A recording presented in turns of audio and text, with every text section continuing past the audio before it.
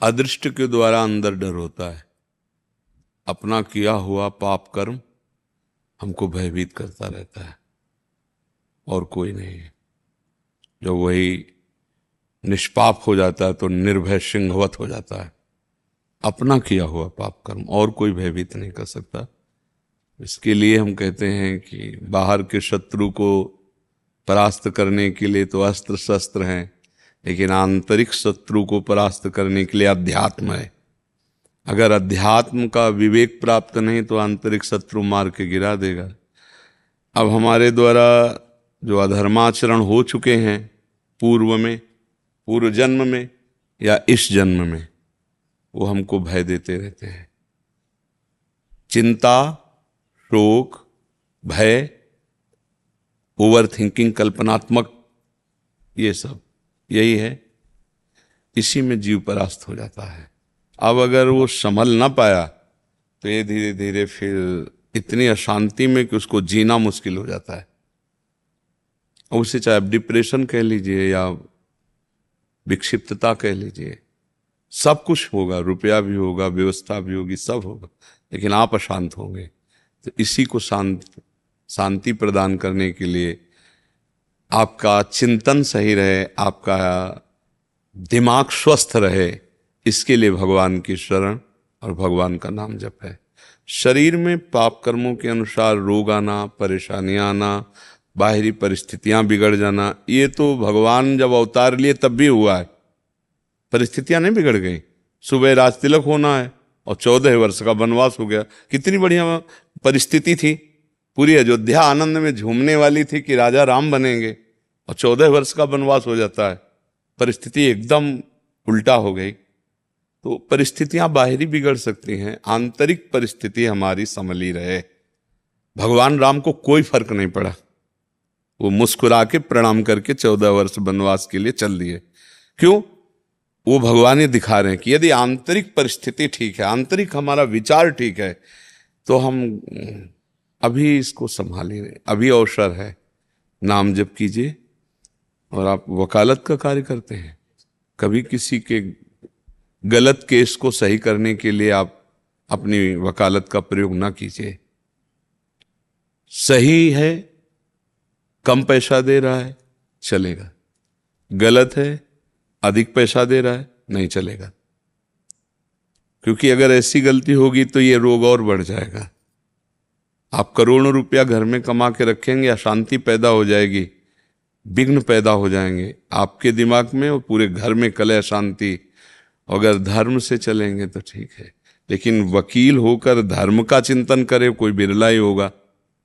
क्योंकि पढ़ाई लिखाई की है तो इसी बात की है कि हमारे पास केस आवे, और अधिकतर धनी बनने के लिए केस जितना कोई गलत होगा उतने अधिक धन देगा।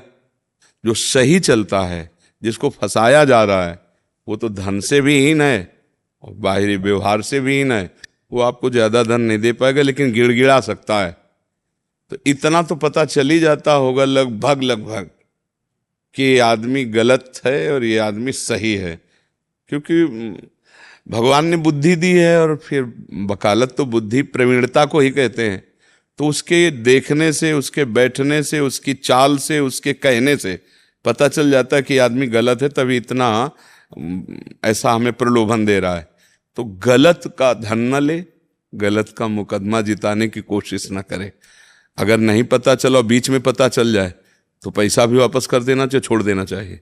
लेकिन हमारी ये बात मानेंगे तो बड़े बड़े वकीलों के सब जो विलासिताएं वो सब बंद हो जाएंगी ना। विलासिता के लिए अर्थ चाहिए, अर्थ के लिए अनर्थ वाला चाहिए। अनर्थ वाला ही पूरी पेटी भर के दे सकता है।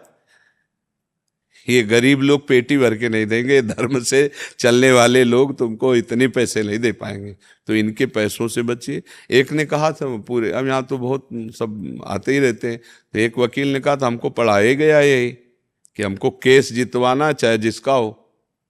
तुमका अधर्माचरण करता है तो उसका बोले हमें पैसे से मतलब है। तुमका भाई देखो आप बोल रहे हैं, संभलना। तुम्हारी अगर बहन के साथ बलात्कार किया हो और उसका पक्ष लेकर के आपको पैसा दिया जा रहा हो, तो आप वकालत करोगे? रुक गए। हम कहा तुम्हारे भाई की हत्या करने वाला हो और उसका पक्ष लेकर आपको पैसा देकर वकील किया जाए, आप करोगे? आपको पता है कि मेरे भाई का हत्यारा है, तो आप कहोगे पैसा नहीं सोने से तौल दे तो भी मैं तुझे जहां तक हमारी वकालत काम करेगी फांसी पे चढ़ाऊंगा।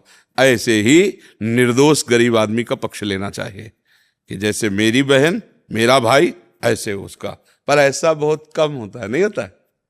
वो बेचारा 100 जगह भटकेगा, कहीं भी उसको ठौर नहीं मिलेगी। और पैसे में इतनी दम है, जा करके गड्डी सरका दीजिए और फिर बात कीजिए तो ठंडा के साथ आपसे बातचीत होगी। ठंडा पिलाओ इनको, फिर बातचीत होगी, क्यों नहीं? तो हमें लगता है ऐसी बातों से बचिए और पूर्व में जो गलतियां हो गई हैं उनके क्षमापन के लिए प्रायश्चित कीजिए, भगवान से प्रार्थना कीजिए, नाम जप कीजिए, आगे गलती ना कीजिए। ये भय अदृष्ट का होता है। किम भय मूलम, ये हम शास्त्र की बात कर रहे हैं। तो अदृष्ट, अदृष्ट माने जो कर्म कर दिया है वो अभी तैयार हालत में आपको बिल्कुल सताने के लिए है। वो बार बार अंदर से आपको सूचना देता रहेगा, मैं हूं, तुम्हारा नाश करूंगा, तुम्हारा पतन करूंगा। देखो अंदर एकदम सहम जाओगे, जैसे गलतियां हुई ना तो सहम जाओगे क्या। और अगर पूर्व का, इस जन्म से पूर्व का पाप है तो अचानक घबराहट पैदा हो जाएगी, आपको ढूंढने से पता नहीं चलेगा। और इस जन्म का है तो पता चल जाएगा आपको कि वो हमने किया है, वो हमको जलाए डाल रहा है, वो कर्म हमको जलाए डाल रहा है। स्पष्ट निकलता है मन से कि यार ये उसी कर्म का फल है जो मैंने किया है। तो अपने लोगों से गलतियां हो जाती हैं, जाने में अनजाने में, काम वासनावश, क्रोध वासनावश। तो हमको चाहिए कि भगवान से प्रार्थना करें और कुछ नियम पूर्वक पाठ करें। संस्कृत पढ़ लेते हैं आप? बिल्कुल नहीं। हिंदी तो पढ़ ही लेते हैं आप? हाँ, तो हिंदी पढ़ लेते हैं। तो जैसे भगवान के विष्णु शास्त्र नाम है तो नहीं पढ़ पाएंगे आप, है? एक बार खरीद करके और आप अभ्यास कीजिए, विष्णु शास्त्र नाम का रोज एक बार पाठ, और श्रीमद् भागवत का एक अध्याय हिंदी से रोज, ज्यादा समय नहीं, और 10 मिनट कीर्तन, जो नाम प्रिय हो, राम हरि राधा, क्या नाम प्रिय है आप? हरि। तो बस हरिशरणम हरिशरणम हरिशरणम हरिशरणम, ये 10 मिनट कीर्तन कीजिएगा, ठीक है? और चलते फिरते उठते बैठते नाम जप करिएगा। दूसरों का सुख देने का भाव रखिएगा कि मैं दूसरों को सुख कैसे दे पाऊं। फिर कभी मिलिएगा तो बताइएगा अब कैसा है हालचाल आपका। पक्की औषधि है, रामबाण अचूक औषधि है। विष्णु शास्त्र नाम का नित्य पाठ, 1-2 अध्याय श्रीमद् भागवत का स्वाध्याय, 10 मिनट, इसीलिए 10 मिनट रखा है कि बहुत कार्य है। नाम संकीर्तन, और फिर दिन में एक बार किसी का परहित करने की सोचना, भाई कोई ऐसा कार्य तो मेरे द्वारा हो जिसमें मेरा कोई स्वार्थ न हो और मैं दूसरे के कार्य आ जाऊं, ऐसा कोई कार्य।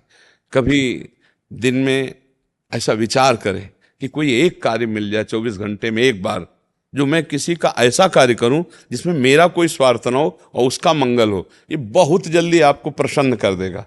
देखो मन प्रसन्न है ना तो सब सुख है, और मन जल रहा है तो देखो आप पढ़े लिखे हो, वकील हो, पैसा है, सब कुछ है, लेकिन वो सुख मन प्रसन्न, और वो होता है परमात्मा से, वो होता है अच्छे कार्यों से, वो होता है भागवतिक कार्य। कई बार हम समझाए, एक बार आप सुंदर भोजन की थाली पाने जा रहे हो और एक भूखा आदमी आ जाए और उसे आप देख करके अपनी उठ के खड़े हो गए, आइए बैठ जाइए, पा लीजिए आप।